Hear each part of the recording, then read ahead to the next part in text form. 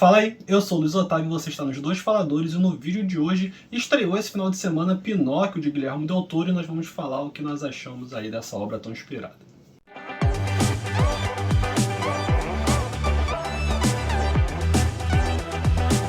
Se você é novo aqui no canal, seja bem-vindo, não deixa de se inscrever e clicar no sininho para receber as notificações que toda semana sai pelo menos um vídeo novo sobre algum assunto qualquer. Tem muita coisa acontecendo, inclusive. Fica aí com a gente que a gente vai dar alguns detalhes do que a gente está preparando para o final do ano. E também clica no sininho para receber as notificações, que eu já falei, né? Escreve aqui nos comentários se você já assistiu, se você não assistiu, e já deixa aquele joinha aí que ajuda a gente um bocado.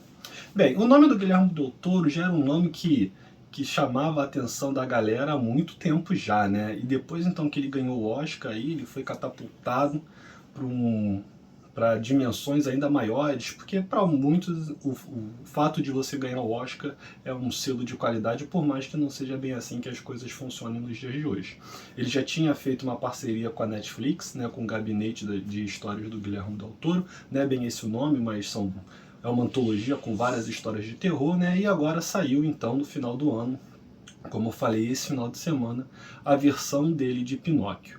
É curioso, ou não tão curioso assim, que nesse ano a gente já teve uma outra história de Pinóquio, que foi o live action da Disney, que inclusive gerou um hate muito grande da galera. Aqui em casa a gente assistiu e a gente achou até um bem okzinho, bem honesto. A gente não conseguiu entender porque a galera tava com tanta raiva.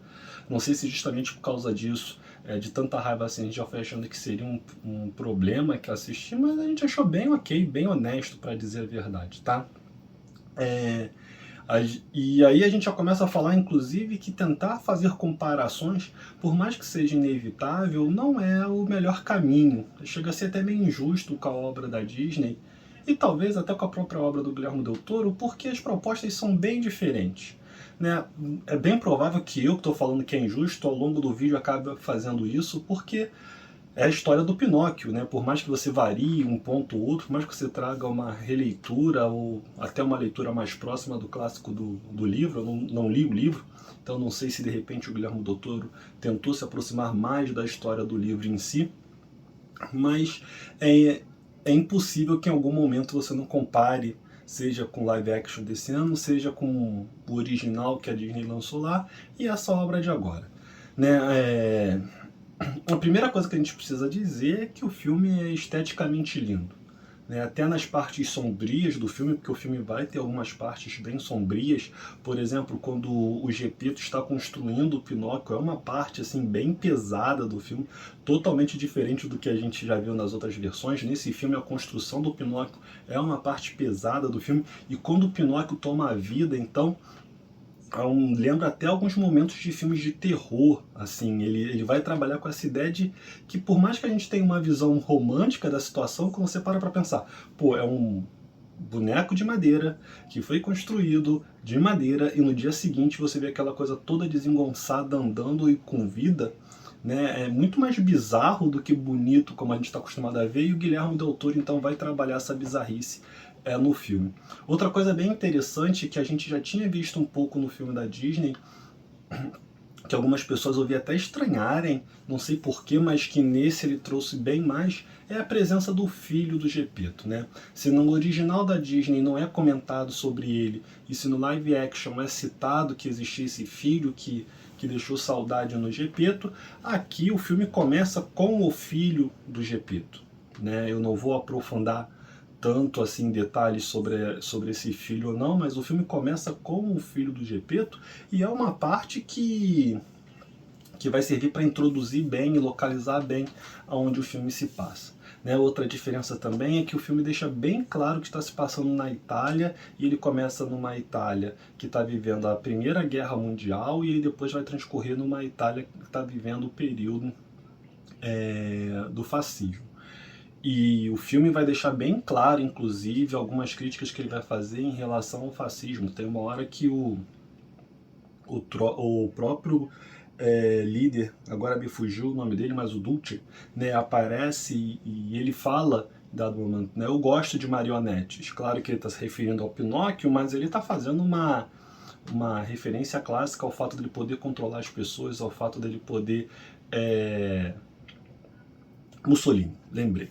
É o fato dele poder controlar as pessoas. Em dado momento acontece algo ali que ele fala: desse fantoche eu não gosto. Então, o filme vai trabalhar essa questão, o filme vai trazer algumas coisas bem direcionadas à questão do fascismo, à questão do controle que o fascismo vai tentar exercer. Ele vai trabalhar, mesmo que de uma maneira não indireta, porque fica bem evidente no filme, mas ele não vai debater isso, não é o foco do debate no filme em si, apesar dele mostrar, dele fazer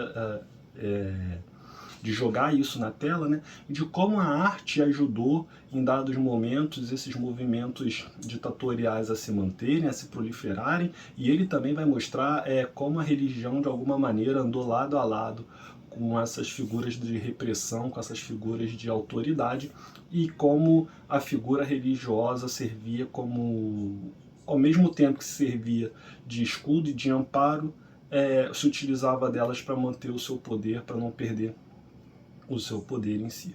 Os personagens, né, se a gente for falar dos personagens em si, o Grilo, ele tá muito bonitinho no filme, apesar de ele não ser um grilo tão esteticamente refinado, a obra em si, não me entendam mal, eu não estou falando que ela é mal feita, eu não estou falando que ela é feita de qualquer jeito, mas não tem um acabamento tão refinado assim.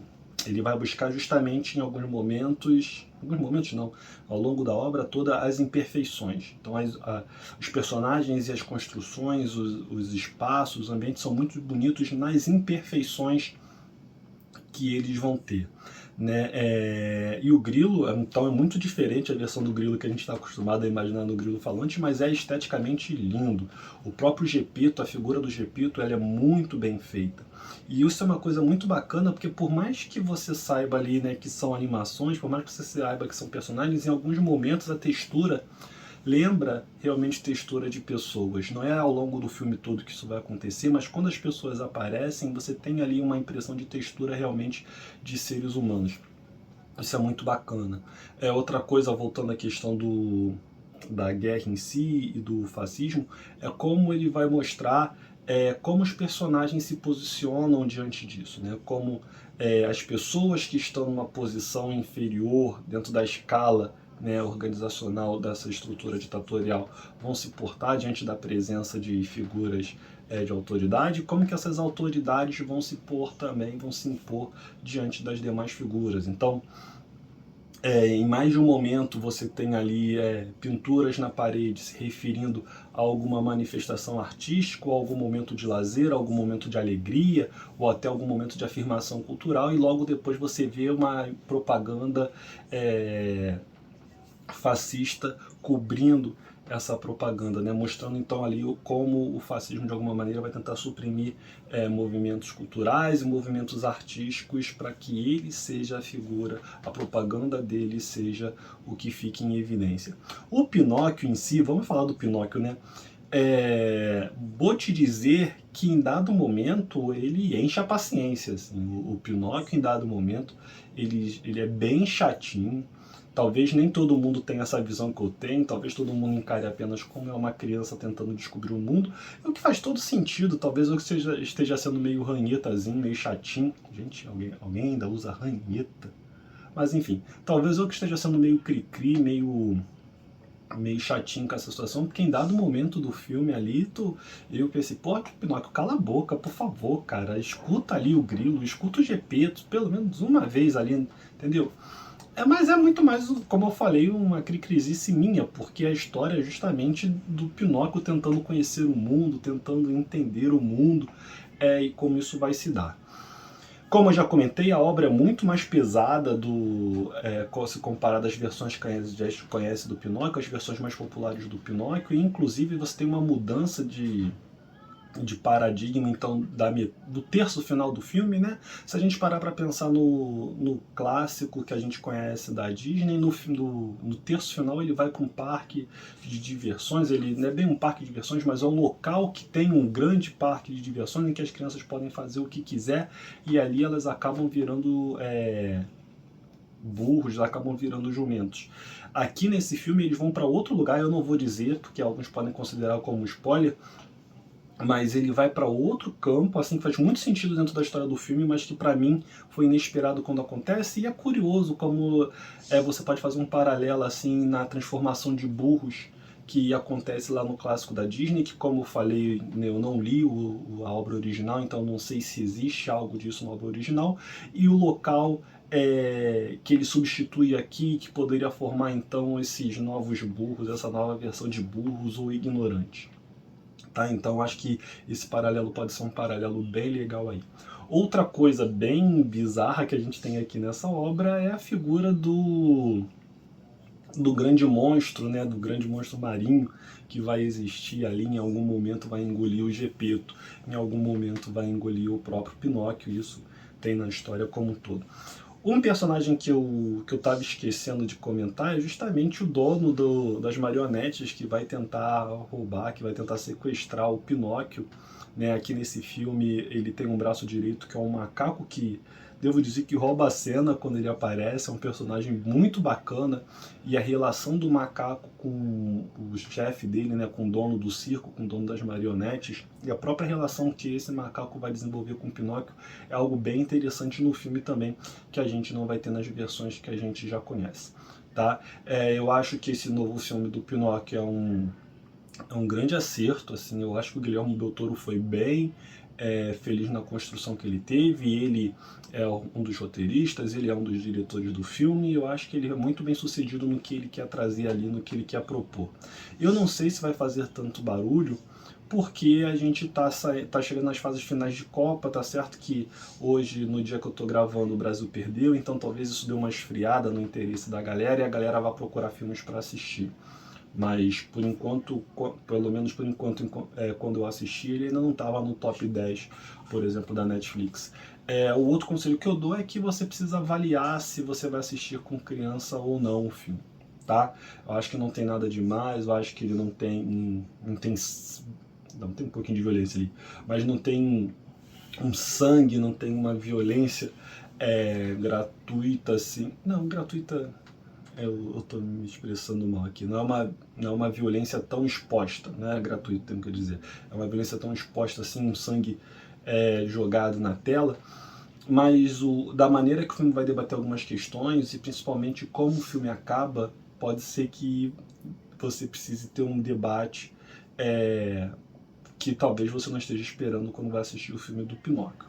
E aí, outra coisa que você vai ter aqui é a própria reconstrução da personagem da fada madrinha e a inclusão de uma personagem também que vai... de um conjunto de personagens, mas de uma personagem que a gente não está acostumada de encontrar e que vai trazer alguns debates filosóficos bem interessantes ali quando ela encontra com o Pinóquio, nas várias vezes em que ela vai encontrar o Pinóquio. Então eu acho que é isso. Se eu falar mais eu vou começar a entrar em spoilers e eu acho que vale a pena você ir lá assistir e chegar às suas próprias conclusões. Como eu falei lá no início e falo agora de novo, se você chegou até aqui e não está inscrito, se inscreve no canal, clica no sininho para receber as notificações, clica aqui no curtir se você não curtiu, principalmente se você chegou até aqui, né, e foi gostando do vídeo, clica aqui no curtir, escreve nos comentários se você já assistiu, se você não assistiu, se a gente aí falando aqui serviu de estímulo para você assistir. Lembrando que a gente não está só aqui, a gente está nos dois... você pode encontrar os dois faladores no Facebook, no Instagram, no Twitter, no Cool. A gente está lá no Faixa Pop também, com a coluna Falando Nisso, na coluna Fala Aí, desculpa. Estamos lá na Roxinha com o projeto Amantes Imprestáveis, que andou meio parado nessas últimas semanas, mas vai voltar se tudo der certo na semana que vem.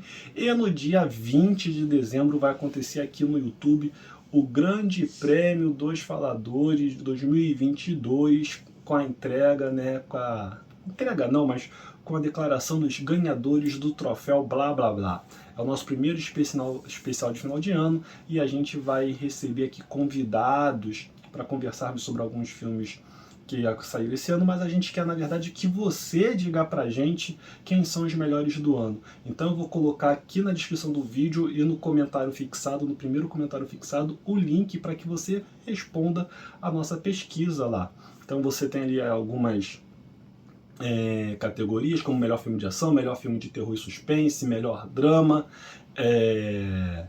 maior bomba, e a gente precisa que você vote lá para que você diga quem são os melhores ou os não tão bons assim do ano de 2022, e os ganhadores vão ser revelados, como eu falei, no dia 20 às 8 horas, aqui nos Dois Faladores no YouTube. Então a gente pede para que você participe, a gente espera que você participe, porque na verdade quem vai definir quem vai ganhar são vocês. Nós vamos ter os convidados aqui, mas quem vai decidir mesmo quem vai ganhar vai ser o voto popular. Então, não deixe de participar, eu acho que vai ser bem bacana. É a primeira vez que a gente está fazendo algo nesse sentido aqui no canal. E a gente está bem animado com o projeto, assim, a gente está bem animado com a proposta, e a gente torce para que vocês também se empolguem e participem. Então, de novo, vou deixar o link aqui na descrição do vídeo e vou deixar também no comentário fixado. Valeu, até a próxima. Ai! Ele fala! É só um boneco. Não sou não, sou um menino de verdade. As pessoas às vezes têm medo de coisas que elas não conhecem. Eu não entendi. Achamos ele! Nossa estrela!